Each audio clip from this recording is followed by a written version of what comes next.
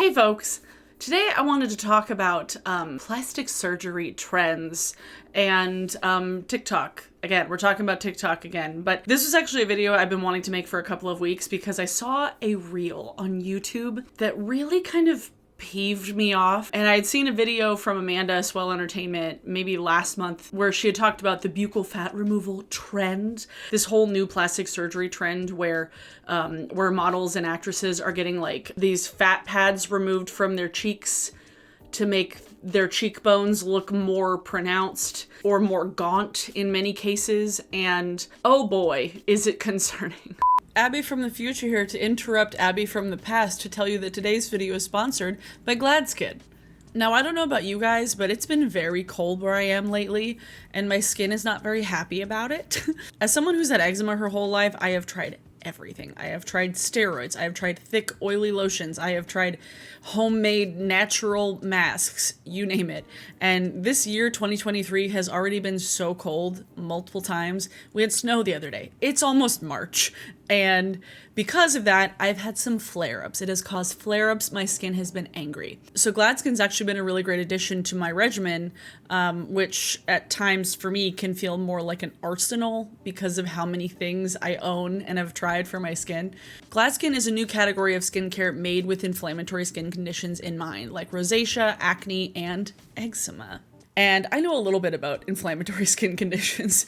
Spoiler alert, I've had one for 33 years. And often flare-ups can actually be caused by like disruptions in your skin's microbiome, aka like the bacteria environment on your skin, both the good and the bad bacteria. And GladSkin uses a revolutionary smart protein called microbalance as a way to bring harmony and balance to that bacterial environment. Basically, it helps your skin heal itself. Seriously, if I had a nickel for every time I caused a flare-up because of overwashing my hands over the last few years, I would have many, many nickels. With how often I have to wash my hands and sanitize, getting my skin back to like a healthy state has been kind of a process. So adding GladSkin has been really great. I've been carrying the eczema cream with microbalance in my purse around, and I love having it with me because it's a really nice texture, it's really easy to use on the go, and it doesn't smell like anything, which I always like. It's not too oily, it's not too overpowering in any way. The eczema soothing cream, while technically made for kids and babies, is also really nice and sensitive for my sensitive face, so I like using this one as well. The body wash is especially nice for my skin, and it's also really great if you have a particular sensitivity to fragrance because it doesn't smell like anything.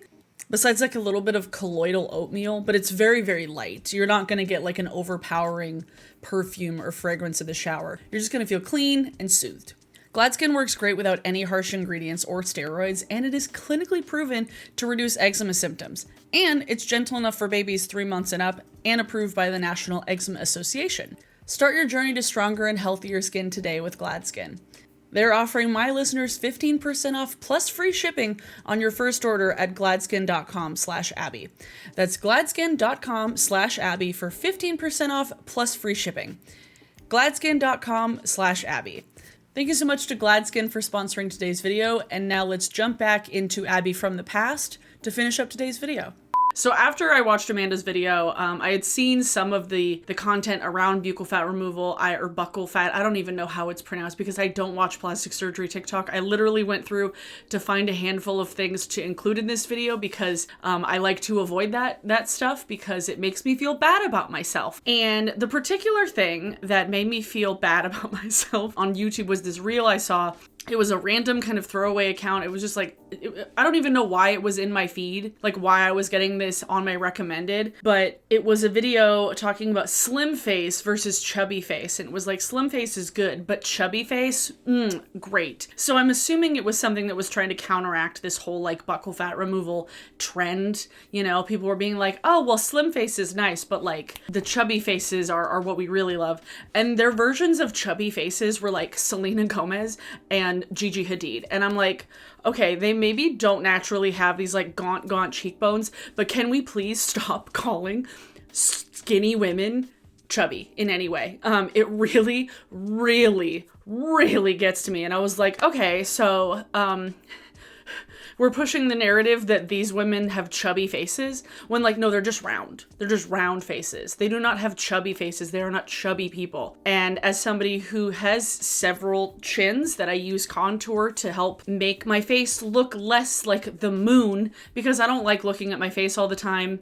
Like, I have to edit my videos all the time, and sometimes I don't really feel that great about my face. Sometimes I don't really feel that great about myself. This is like my biggest insecurity when it comes to my body. Seeing this like very kind of heroin chic-esque trend kind of come back into fashion is very concerning, because as somebody who grew up in the early 2000s, I remember all of the fashion trends basically being like, oh, does this look good on a skinny white girl? Okay, cool. It was like, we already went through it, and please let's not do it again. Like, we went through watching the first few seasons of America's Next Top Model, actually pretty much all of the seasons of America's Next Top Model, where they made women who were not fat feel fat because they were not like a size 0. Like, can we please not go back to that? All of this is kind of all-encompassing of this like very slim, very gaunt appearance in any way, shape, or form is now becoming this new trend.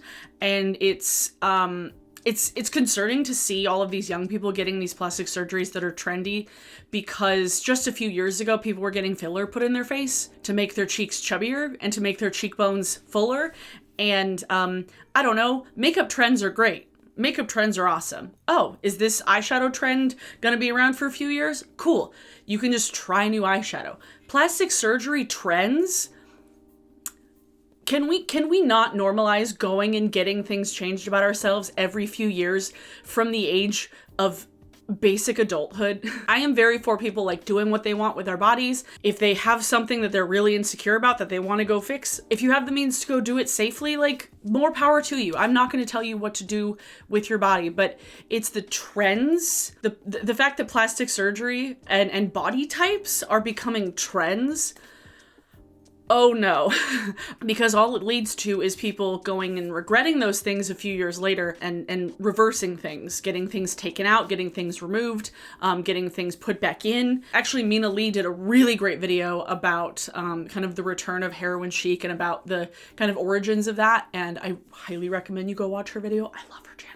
But as somebody who is fat, who has a fat face, who has several chins, they are both due to my genetics. They are very hereditary for my family, as well as I'm just not a small person, okay? I carry my weight in my face. Seeing this new sort of, this artificially gaunt appearance being this trend, this aspirational face shape, all that makes me think of when plastic surgery trends and body shape trends, when those are trendy to the point where they change every few years or every 10 years even, all it does is it gives people more body issues. But seeing the jump from like makeup beauty trends and fashion trends, you're not cutting your body up every few years. And I've been seeing this growing trend of like ways to make your face thinner, slimmer through like massages and through like face exercises. I don't know what TikTok is on lately. Like, I'm glad that my TikTok algorithm is not going down this route, but who knows what's gonna happen after I found a handful of these videos. I really hope it doesn't. I'm just gonna have to go watch like dogs with the trickster voice filter on again, and then like, I don't know, people falling to fix my algorithm. But the virality of plastic surgeons on TikTok is alarming, to say the least, because I feel like we've done this complete 180 of like back in the day where people were hiding the fact that they had plastic surgery. You still had all these people, oh, did this actress get a nose job? Did this actress get a facelift? Now we've gone in the complete other direction where people are like flaunting the fact that I've had all of this done, which is like, great that you're honest. Great that you're honest, but like, maybe don't change your cheeks as often as you change your hair color. As someone who's approaching her mid-30s, I'm glad I'm old enough to kind of let this relatively like skate by, and like me being like, oh, well, that's stupid. Okay, let's just ignore it. It makes me kind of scared and worried for like the younger generations of girls and people who are gonna see things becoming trendy like body types and plastic surgery, because like I said, not everybody can afford to do that, and not everybody should do that. You shouldn't do that. Like, you shouldn't be changing things about your body just to meet the trends. If there's something that you legitimately want to change about yourself, that you feel bad about, that causes you a lot of dysmorphia, that causes you a lot of just self-confidence issues, and you want to go change it, then like, do whatever you want to do. But if people and influencers, particularly influencers and actors and actresses, are pushing these plastic surgeries as like trendy, as like this new hype thing, I feel like all it's gonna do is give people more body issues, give people more complexes about things that they maybe didn't have a complex about before. I have this theory that TikTok plastic surgeons and TikTok estheticians, I have a theory that it's kind of like how makeup companies do it, where makeup companies will like invent new products to give people more things to fix. Like with the mascara dry shampoo that I talked about in my last anti-haul. It's very stupid.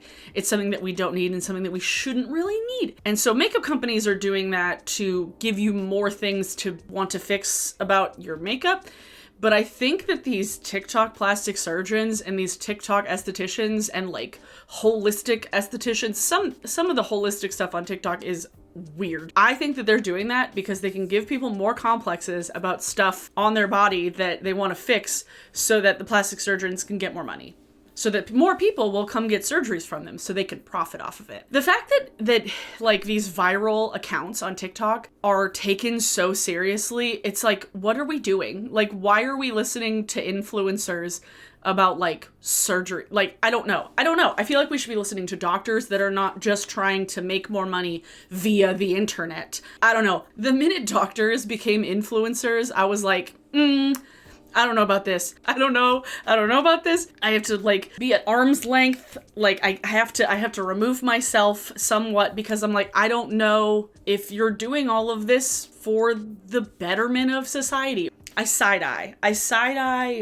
specifically plastic surgeon content on TikTok. And that's how I feel about all the plastic surgery people on TikTok, because TikTok is such short form content that you're like scrolling through so fast, and you're so overstimulated, and you're so overconsumed by so much content all at once. All of it is being shoved into your face so quickly. You're essentially, I don't want to say brainwashing yourself, but you're like, I can very well believe that people are making themselves think that they don't like their chubby cheeks. Or in the case of like this particular reel on YouTube, chubby cheeks. No, they just have a round face. They just have a round face and not very like pronounced cheekbones, which is fine. Like, I'd seen some discourse about the buccal fat removal on Twitter because of the age of some of the people getting this surgery now, being in their 20s. Over time, over the years, the fat in your cheeks kind of dissolve. You lose fat in your cheeks the older you get, which is why wrinkles are a thing. Because people are getting this particular surgery so early on in their life, all that's gonna happen is later on, they're gonna have so little actual fat in their cheeks where they're gonna wanna get it filled back in again.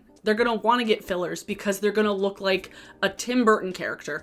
And the thing is, I'm not even saying that these women look more beautiful one way or the other. I just think it's just kind of scary when plastic surgery can become as trendy as like eyebrow shape. You can change your hair easily. You can change your eyebrows relatively easily. Oh my God, you can put on a different lipstick. You can put on a different eyeliner shape. But like, I don't know, going under the knife to change your face and to change your body so often because of what society is telling you, what is and isn't beautiful, that feels very dark. Like that feels very dark. You know, it feels weird, right? Like it feels weird. I don't like it. Once it got to the point where like so many people went to go get BBLs because of like Kim Kardashian and so many other mega famous women and influencers, to the point where like random people would tell strangers on the internet, oh, you should get a BBL. Like what? I don't think this is a really hot take, but no one on the internet should tell another person that they should get a plastic surgery. Like I remember someone told me, like in a comment or somewhere, like, are you gonna get lip filler? Or are you basically asking if I was gonna do what like so many other people had done. And I was like, do not do that. Like, never do that. Like, all you're gonna do is give that person a complex. It's kind of like, would you go up to somebody on the street who's bald and be like, are you gonna get hair plugs? Like, you don't do that to people. I think because of plastic surgery becoming so ubiquitous with influencer culture, all it's doing is making people feel more emboldened to like ask that. Like, oh, are you gonna do this? No, I'm not. Like, realistically, the only sort of plastic surgery that I would get if I had the resources to get it and I wasn't terrified of surgery, I would get a breast reduction and lift. Not because I think that society would like me more, but because it legitimately hurts my back and it makes clothes fit not great all the time. I am all for, and I've talked about this before, about like how having the power and having the choice to do what you want with your body is a good thing. And plastic surgery kind of falls under that category. But it's why people get it done that makes it concerning, because all it is making people feel worse about themselves. The older I get, the more worried I get about younger generations. Like, legitimately, I feel so old and I feel so protective of like not necessarily Gen Z, but like the next generation. What do they call them? I don't remember what that generation's called. The teenagers of today, the children of would it be the children of Gen Xers? Kind of, maybe, I don't know. Kiddos. It makes me worried looking at how the internet is evolving and how society is evolving because of the internet. It just makes me worried for them, whether it's AI generated content or body fat removal becoming the next trend on TikTok.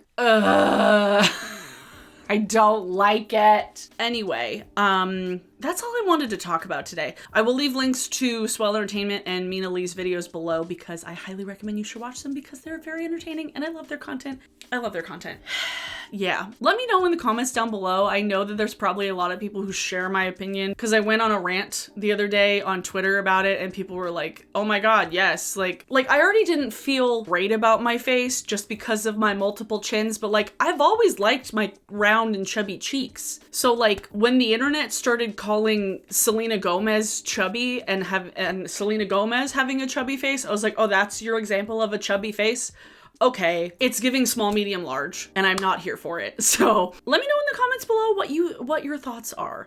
And if you ever see anything on TikTok that you want me to talk about, the easiest way to tag me in things is on Twitter, unfortunately, because TikTok notifications and Instagram notifications hide. Like, once you get to a certain point, you can't go back and find notifications. It's very dumb, actually. And then YouTube, technically, but like, it's just, I check Twitter more often. For today's song of the day, it's You First from Paramore. I didn't even have to look. I didn't even have to think. Paramore's new album is, I can already tell it is going to be maybe my top album of the year. I don't know. I can already tell that the 3 albums I've been blasting nonstop, We Are Scientists, Rebecca Black, and Paramore, are going to be on the top of my list. Now, if Run the Jewels comes out with a new record this year, I win. Yeah, You First from Paramore is your song of the day. It is probably my favorite track off the album. It's giving a lot of like Smoky Brights. It's a lot of like, oh, it's just like indie rocks. Ooh, and like the twingly guitars. Like, I am so into the new Paramore album. Like, my feet, I'm just like kicking my feet. I love it so much. And they're coming in July and I'm very excited because I've only seen Paramore once and it was like at Bumbershoot for like 3 songs in like 2006.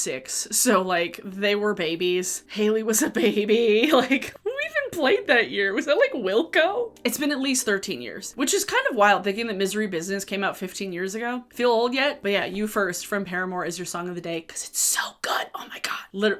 Listen to the whole thing. The whole album is amazing. Anyway, if you would like to follow me on TikTok,